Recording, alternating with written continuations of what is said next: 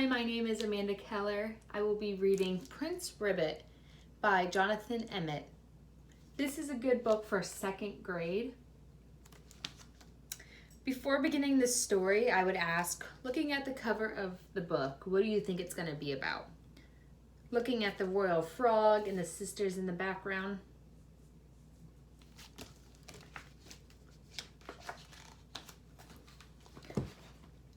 The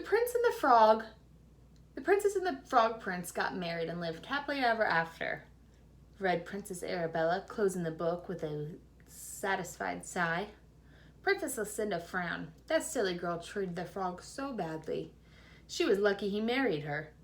If I ever met a talking frog, I wouldn't make the same mistake, agreed Arabella.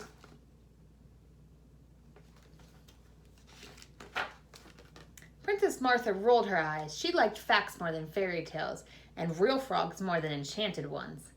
She'd heard a real frog croaking in the royal pond many times, but she could never spot him. He's a clever little thing, thought Martha. Martha was right. The frog was very clever indeed. He often listened in on sisters' stories, and the more he heard of princess and princesses, the more he longed to live like them. The frog dreamed of sleeping in a soft bed, eating fine foods, and wearing a beautiful crown. And he'd just come up with a cunning plan to make his dream come true.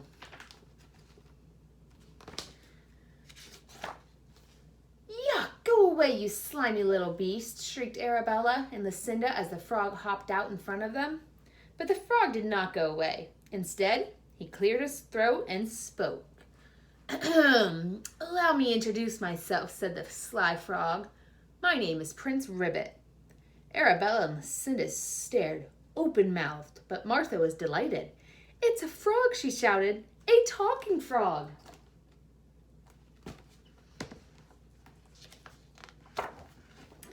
Actually, I'm an enchanted prince, he said. A jealous wizard turned me into a frog because I was handsome.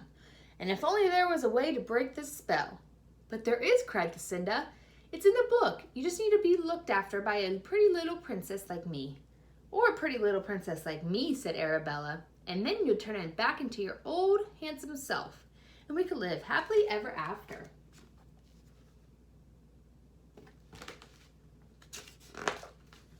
Lucinda and Arabella took Prince Ribbit back to the place and gave him whatever he wanted.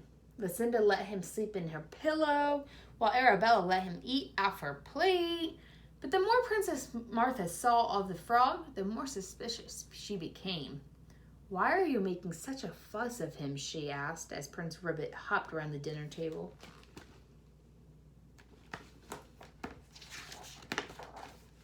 Just because it's in a book doesn't mean it's true, said Martha. And with that, she went to the royal library to look up the truth about frogs.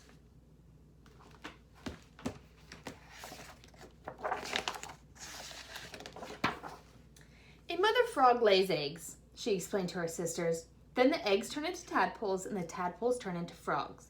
But frogs don't ever turn into princesses. Just because it's in a book doesn't mean it's true, replied her sisters. So Lucinda and Arabella continued to pamper Prince Ribbit. They let him sleep in the biggest, softest bed and gave him the finest clothing and a beautiful new crown. Martha was the only person who saw Prince Ribbit for what he really was. You may never be clever, but you're just an ordinary frog, she insisted. Just because it's in a book doesn't mean it's true, said Prince Ribbit. This is hopeless, thought Martha. My sisters will never believe me, no matter how many books of facts I show them, but I suppose I'm just as stubborn.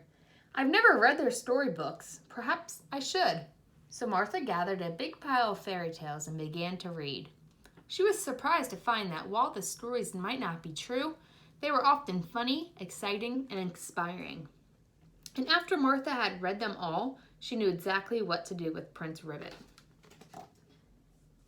Here's where I would ask, what do you think Martha has in mind after reading the fairy tales, what to do with Prince Ribbit?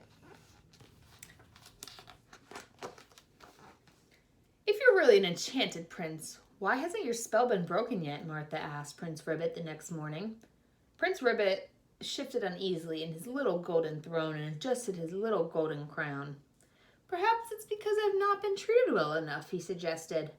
You seem very well treated to me, said Martha. I think it's time to try something different. What's the one thing that will always break an evil spell? True love kisses, said Arabella and Lucinda.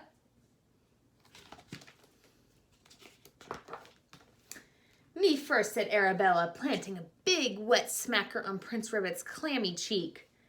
You don't love him as much as I do, said Princess Lucinda, snatching the frog from her sister and squashing his face in a passionate smooch.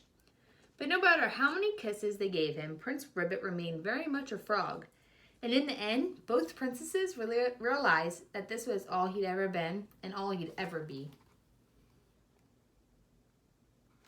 Why do you think the princesses want to kiss the frog so bad and turn him into a handsome prince? Is it because they only like him because he can turn into a prince? I suppose I should go back to my pond, sighed the frog, taking off his beautiful crown.